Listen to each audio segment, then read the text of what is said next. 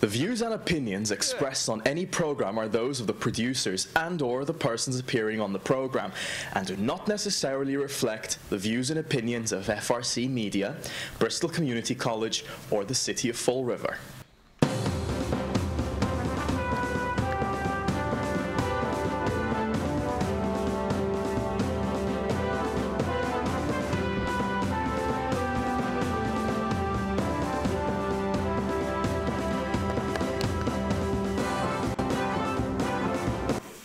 Well, hello. Welcome to Spindle City Straight Talk. I'm Chip. And I'm CJ. And it's too bad we only got a half an hour today. Oh, yeah, definitely too bad.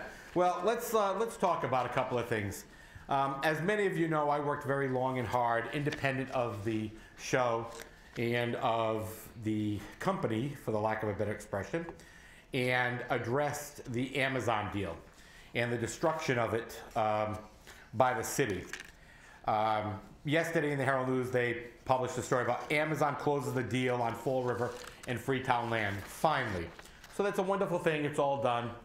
And then when we review why, we find that this deal was a done deal by the Commonwealth long before Fall River was even in question. So the thing that the deal was almost dead, that was a lie. Because Amazon is not paying a dime to anyone. Okay, but they are providing the training, or they're supporting the training of the governor's job initiative. And I posted the governor's press release of yesterday talking about this. And I made some comments on Facebook in regards to this. And, you know, I know people get a little upset when I say Fall River is a bunch of stupid people, and maybe they're not stupid, they're ignorant. But I will say this much. They're willing to take whatever the state gives them, that pablum, they just keep sucking down and swallowing. And I gotta grab this real quick because I have to say this. And I have to say this very clearly. So I made the comment, and I said, now we know why the Amazon rule is important, not to Fall River, but to the state, the governor of Massachusetts, Alan Sylvia, Mike Rodrigues, Cal Fiola, Paul Schmidt, and the entire city council, including Jazel, sold out the Fall River Biopark for political benefits for themselves. This was a plan that was in place for 10 years, okay? And the governor's press release of the 24th said about the workforce skills cabinet and initiative, which was created by executive order in February. Well, after I posted this, our state representative, Alan Sylvia, and I'm gonna quote him word for word, said, CJ, maybe it's early. I must be one of the poor and stupid people in Fall River that you mentioned, because I don't get it. You are the only person I know who can take a very positive event and make it look like a child sexual abuse conspiracy. You know, I'm not offended by that, but I know a lot of people will be. And I think maybe I and both Alan need to choose our words a little more wisely. But this was a deal that we knew was done. I fought it and lost. Guess what? I didn't lose. The people of Fall River did. And again, they're saying, oh, it's going to bring, now it's hundreds of jobs. We went from 500 to thousands. Now we're back down to hundreds. Hundreds of jobs to Fall River. But they're not going to go to Fall River people, or majority aren't going to go to Fall River people. The reason being is, number one, you need a high school diploma. Number two, you are going to be required to pass a criminal background check and a drug tox screen.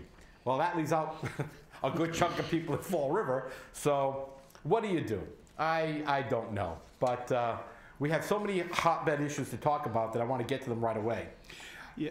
Well, you know, I gotta make one comment. That analogy about the child sex. I got so many papers here, I can't find it. But the illusion, that was not a good analogy, Alan. I hate to tell you that, but that's not a, you know, that's extremely inappropriate to make that analogy. You can make a lot of analogies, but you know, that should be not any analogy used. You know, and as far as, you know, this is, you know, people saying it, making a good deal look at, but you know, I'm sick and tired of the people in Fall River, you know, believing this crap, and we're going to get into that crap very shortly. Oh, yes, from the school department. But you know something, you know, Alan, it's not a good deal. They screwed the biopark up, And you're going to make it a good deal because you're going to say, oh, jobs, jobs, jobs, jobs, jobs, jobs. And that's always what you say. Well, you know something?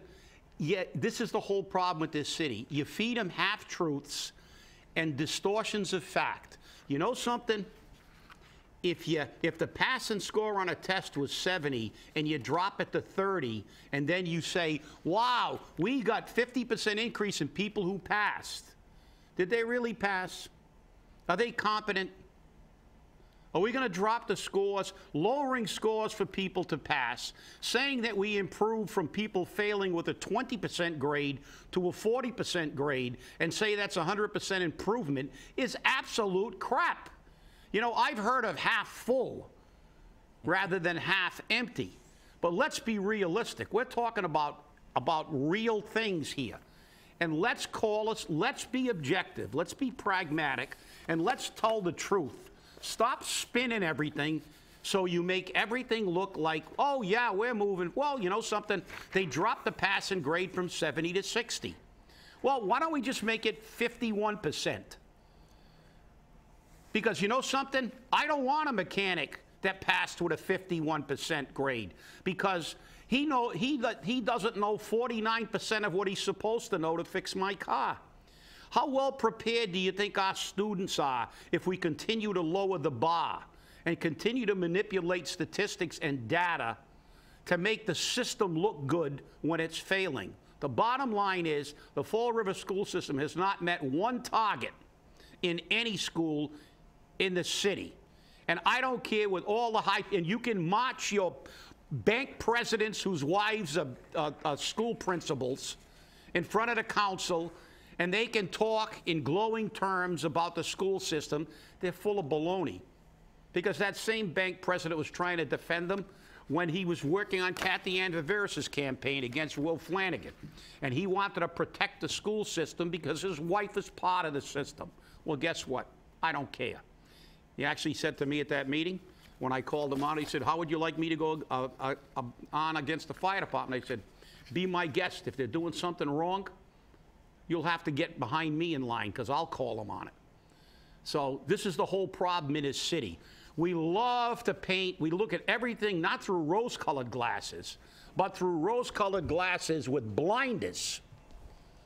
I mean, we never let the facts ever get into the equation when we talk about Fall River.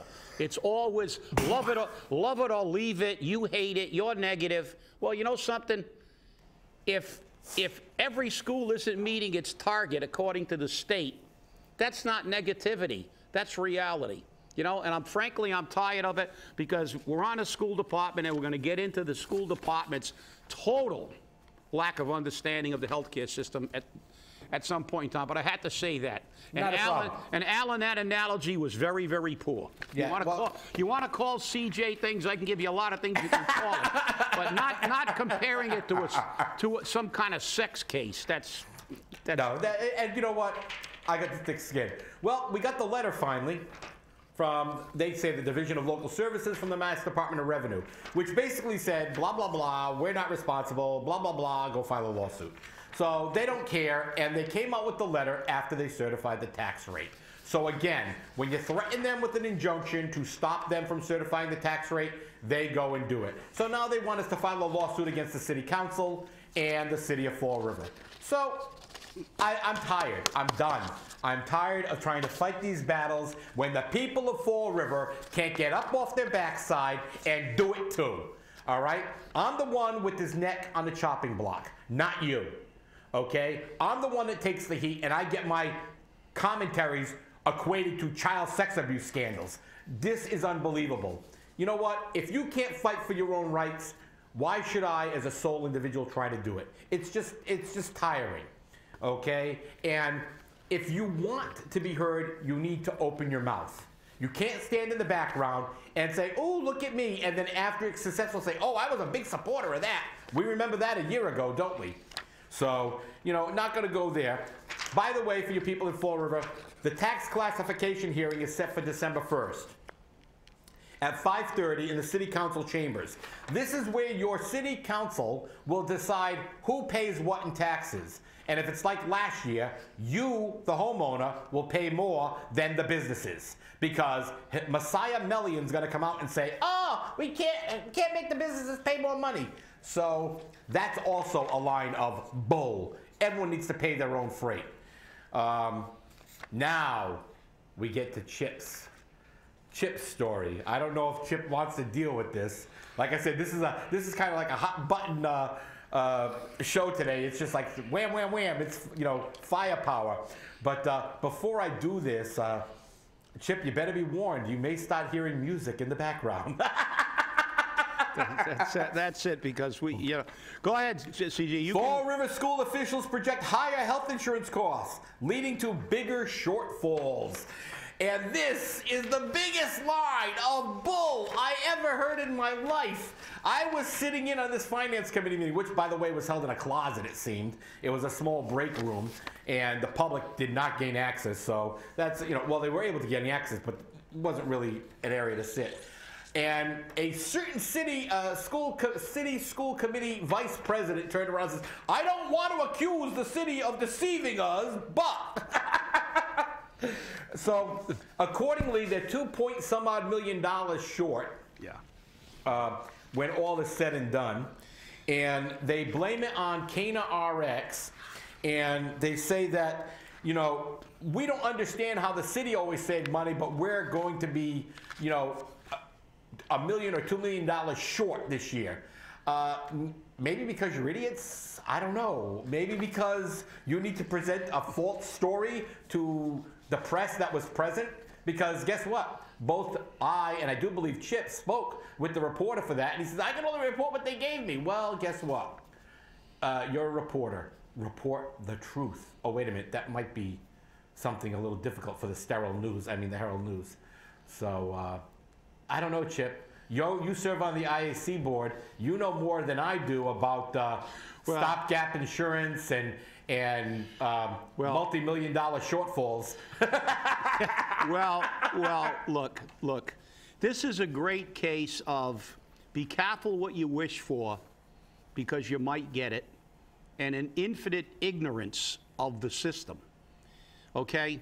This article is so wrong. This presentation was so skewed and so inaccurate. I can't even begin to find the words because they don't understand. I will read you a paragraph from the Herald News. The district is also picking up a new cost in a prescription plan called CanRx, which previously has been funded by the Employee Trust Fund for 2015 and 16, according to a letter of memorandum from Chief Financial Officer Kevin Almeida. Well, Chief Financial Kevin Almeida, get your head out of your rectum, because CanRx, the city always paid their share up until last year when they couldn't afford it, and the employees gave them a loan for 1 year to maintain the CanRx, because the CanRx plan saves the city money. It doesn't cost the city money. It saves the city money, because we're allowed to get Canadian and Australian and English drugs at a much lower rate, because as I've said on previous shows, the United States has a drug cartel. It's called the pharmaceutical industry. And you can buy American drugs anywhere else in the world cheaper than you can buy them in the United States, because the drug companies pay off all our politicians. And nobody ever complains about that. So there you go. But this is, you don't know. We've had CanRx for 15 years, dummy. 15 years, you dummy. And you paid your share. We gave you a loan. That's like saying, that's like Will Flanagan saying, oh, we got a deficit because the SAFER grant ended. What a surprise. Well, he was the only one that didn't know that the SAFER grant was going to end, and the dump was going to close, and the grant to the police department was going to go away, and we weren't going to get host fees anymore. That is absolute, that is making excuses for incompetence, fiscal incompetence. Listen, Meg Mayo Brown and her band of warriors over there We're not happy with the fact that this city has run under budget for years in healthcare, and in the last 5 fiscal years, this city has received $15 million in addition to the money saved on the plan because of the cost shifts. So she wanted her piece of the pie. So she went over and said, we want the healthcare money to be carved out, and we can use it toward net school spending, and we're going to have that money in the school department. Well, like I said, be careful what you wish for, because you might get it. Because nobody in the school department had any idea what a self-insurer is. Self-insurers mean you pay the bills as they come in. Then it goes on to talk about high claims, high-cost claims, which is standard. They're standard. But what happens is when you carve yourself out like they did, they got the benefit of writing it off for their net school spending. And she's looking at the end of the year she wants a piece of the action at the end of the year for the $3 or $4 million they'll save at the end of the year. So she wanted to get her greedy little paws on that because she wasn't happy that the city in the last 4 or 5 years has taken all that extra money and used it for whatever they wanted and not given any to the school department. Like, they don't get enough money anyway, but that's irrelevant. But what happened was the greedy little minions in the school department don't realize that the way a self-insuring plan works is you get the bills at the end of the month and you got to pay them. Well, when you carve it out, it's called adverse selection because you've taken that group out and let them stand alone. But that's not really true because the teachers are still part of the group. The school department is still part of a group for what they call experience. They pay from the same account, but it's only paper. But since it's on paper, they're going to get the bills. And he talks about the high-end claims, Well, we had 28 what we consider extremely high claims. And 26 out of the 28 came to the school department. So now when they got their bills, guess what? They're projecting a shortfall. Because if those bills keep trending that way, they're not going to have enough money in their account. The only problem is their account is not really their account. It's part of the city account. I know it's confusing, but it's really not confusing. It's a fact that they don't know we have stop-loss insurance and we're reimbursed for those high-loss claims after they hit a threshold. And that money comes in at a point in time. But these are not mine. This is, okay, so we know that I'm not making these numbers up like the school department does and making projections on absolute bullshit. I got this yesterday at the Insurance Advisory Committee meeting.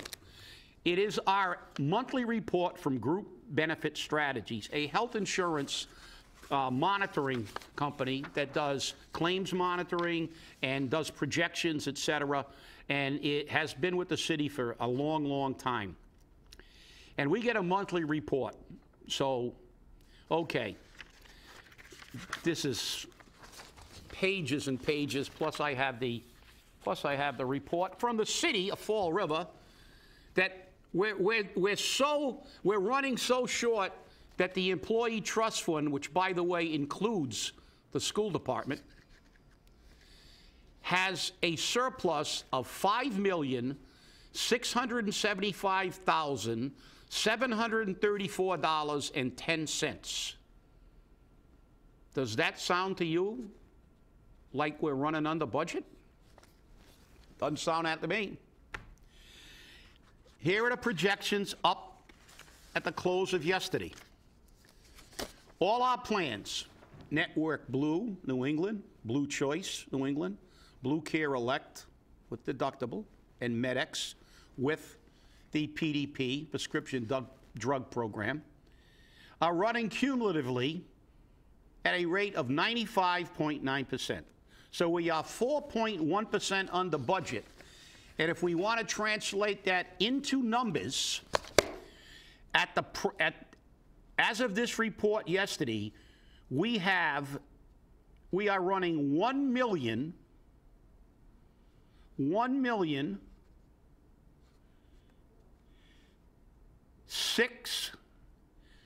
300,000.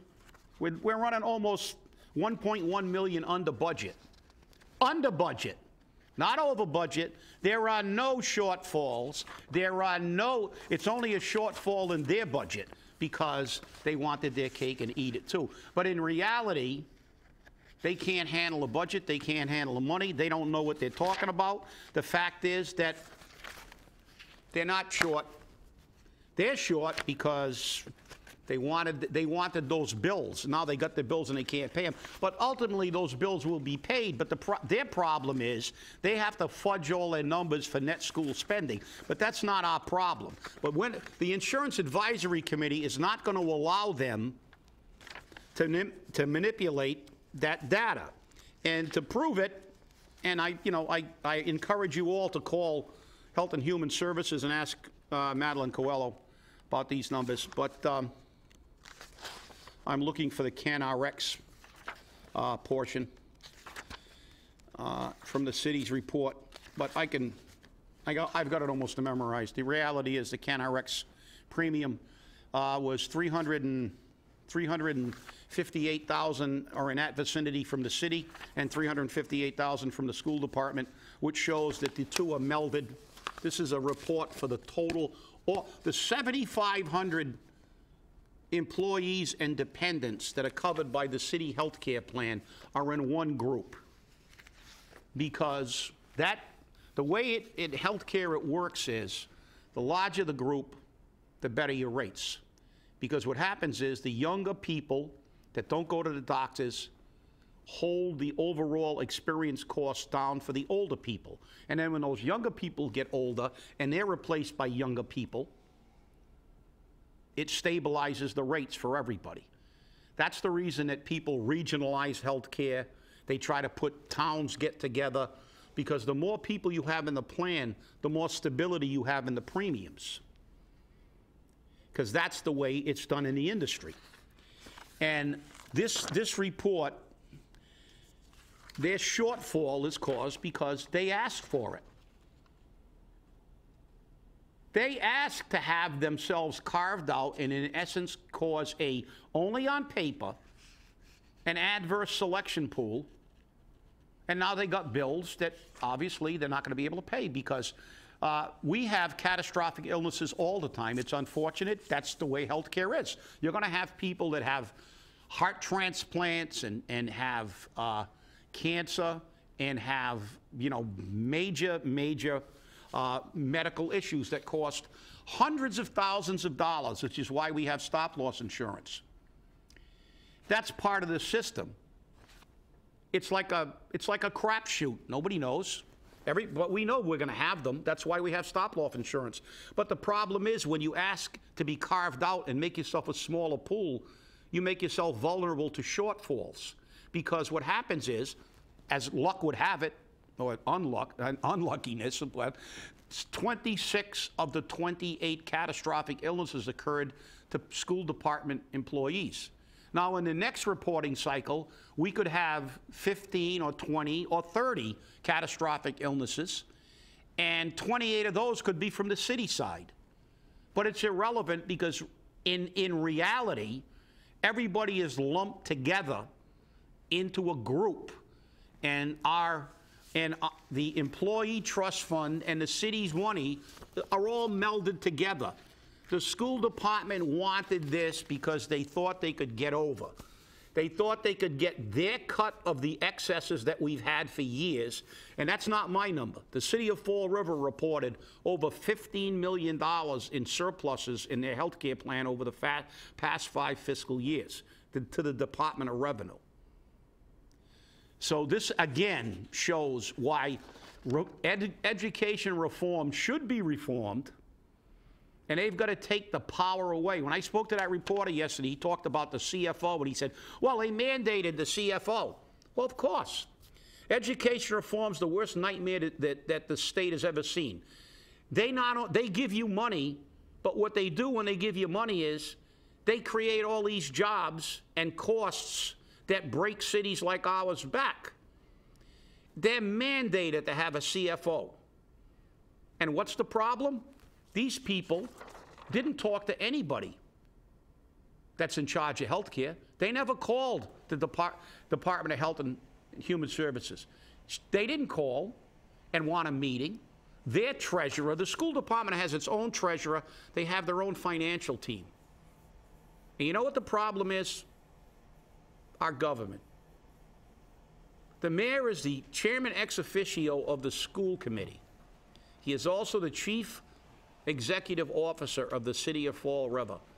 How many years have we seen a total disconnect between the numbers coming out of the school department and the numbers from the city side?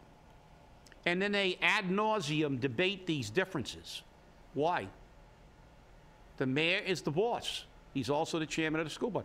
Why doesn't he pick up the phone and tell the superintendent of schools, whoever it is, get your financial team, your treasurer, and your CFO, and get their dumb asses over to the city hall, and I'm going to lock them in the room with the city's financial team, and when they come out, they better have a number they all agree on so I can run this city. But you know why it's never done? Politics and no accountability. And you know something? That's the reason that the superintendent of schools contract should not be renewed until after a new city council and a new school committee is seated. This is absolute baloney. I know they're going to be called over to City Hall next week to discuss this. And this is a case of the school department wanting to get extra money, and it blew up in their face. So you know something? Take it in the face, school department. All right, CJ, you can talk. I don't know what to say. Yeah, well, I'll tell you what, the IAC didn't know what to say. That was one of the, everybody in that committee is infuriated because I'll tell you what, Fall River's not #1 in a lot of things, but you know something? We got an award for having the best run healthcare system in the state. There's no healthcare system of any city of our size that has returned more money and run under budget better than us. And the thanks we get is these people in the school department try to imply that there's a problem with the healthcare in this city. And all the hard work and the hours and the dialogue and the transparency that we've had in meetings between the Insurance Advisory Committee and the city has got thrown under the bus because these people are trying to get over again. Well, I think the background music says a lot. Stay angry. Here's our theme song to Stay Angry. It's just amazing that, you know, no matter how much we fight, look, this is all fights. This is all fights that we as citizens are doing every day. And we as citizens are taking it in the face. And it's time for our government to learn. You represent us. You don't represent yourselves. And wait, and you know, I gotta say, look, this isn't on, you know, we're not making this up. No. This is a professional company that represents over 100 cities and towns in the state of Massachusetts and does this work. This is the city's financial report on the health care that I get every month. My briefcase, my health care briefcase weighs like 120 pounds because I got so much paper in there. We killed like an entire forest. But these are, you know, I'm not making these numbers up. You want to go? Call the auditor.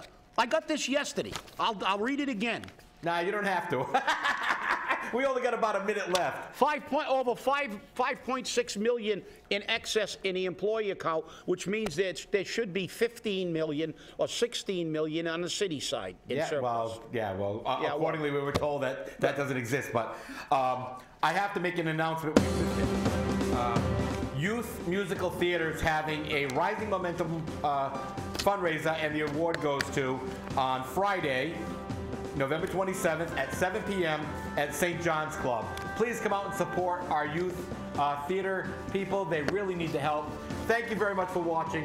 Have a very happy Thanksgiving. And we'll see you on Monday. There's no show on Friday. And remember, stay angry.